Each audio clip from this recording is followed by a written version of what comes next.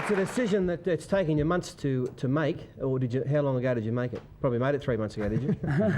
It's been a tough situation due to the situation I've been at Penrith, so it was pretty touchy, you know. All right. What was the final say in the whole matter? Manly was in there with a chance for a long, long time. Tell us why you decided to go to the Roosters.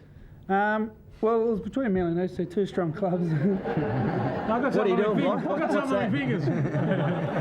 Bradley Fittler. How old were you there? 23. Your voice is so much higher. I know. Puberty's a crazy thing. Took a while. How much did you weigh then? Big.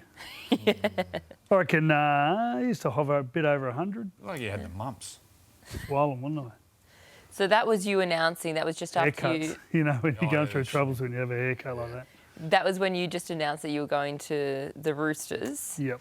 But it wasn't technically you leaving Penrith. Penrith left you. Well, so they took me to court and just about the contractual side of it, the legality side, and pretty much that's what was ruled, that my contract with the ARL stood over the contract with Penrith. So Penrith actually, because Penrith left to go to Super League. So yeah, so legally they left me. What was the time like?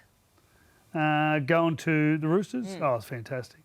Just going to live in Sydney. You know, I would never have left Penrith, you know, if this hadn't come along. But just moving to Sydney, I lived in the Rocks in a high rise. Wow. You know, it was just fantastic. From a lifestyle point of view, and just you know, getting to having an experience, it was incredible. So you know, great move. Were your eyes just going, wow? Yeah. This is. Because in those days, like, you never went to the city. No. Like, we're at Newey. We never ever came to Sydney. Come here maybe for someone's Bucks party, but never ever come down. No. Never. You would have been the same at Penrith. Yeah, never went in. Only with Origin. So you'd come into Origin, that's when you'd go out in Sydney.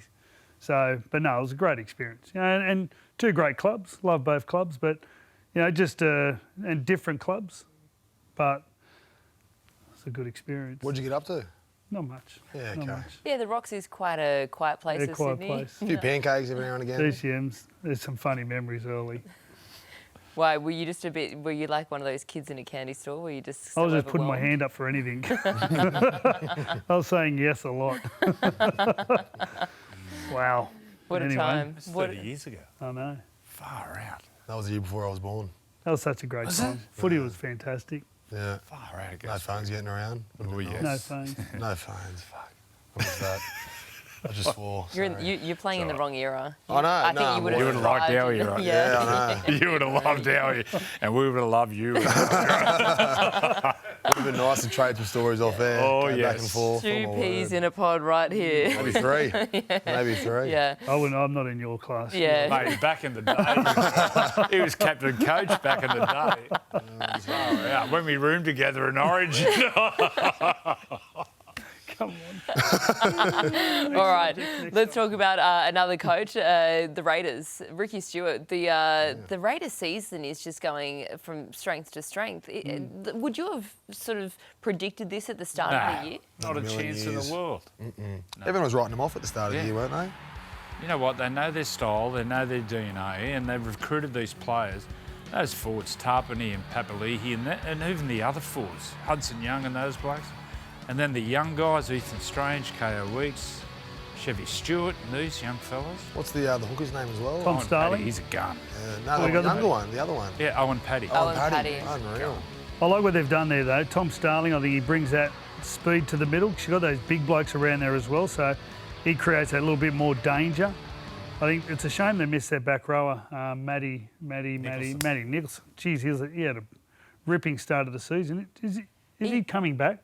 I think he might Maybe be. towards the yeah, end of the towards the end, because he just moved across from the Super League. Yeah, right. Played a couple of games. When he and signed then- from the Super League, I asked my old coach, Paul Cullen, about him. And he said, oh, yeah, he's a good player and he's a bit mad. I said, how mad? He said, Victor Radley mad. Oh, my He'll word. love That's Canberra. Good. That's good.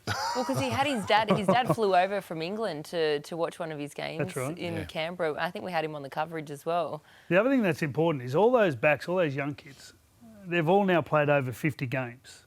Now, we're talking about those Parramatta young blokes coming through at the moment. They've got a heap of back rows as well, Parramatta. So their future looks all right if they can keep them together. But they've all played over 50 games now. You know, Xavier Savage has played over 50 games.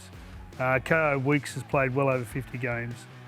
Tim McCaw, he's now, you know, He's not the sort of bloke that you're worried about, being overwhelmed. He's sort of taken on some of the best centres in the world.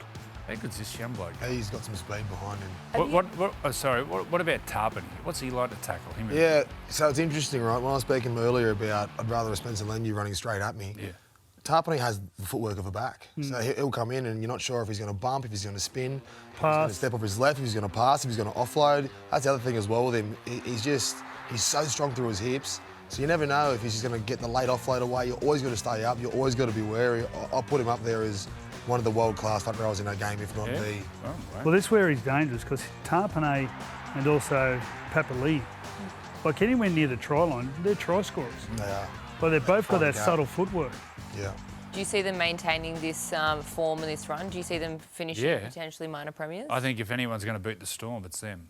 They play that style of play. We're talking about the Ipswich Jets. Not quite as flamboyant as that, but they offload the ball. Yeah. You can't plan against them because you don't know what's coming. And when they offload the ball, you got Ethan Strange and Ko Weeks. Hudson Young and these young blokes. They're a dangerous team. They're an exciting team to watch. It'd be great to see a grand final with the Raiders in it. You can imagine how exciting that would be.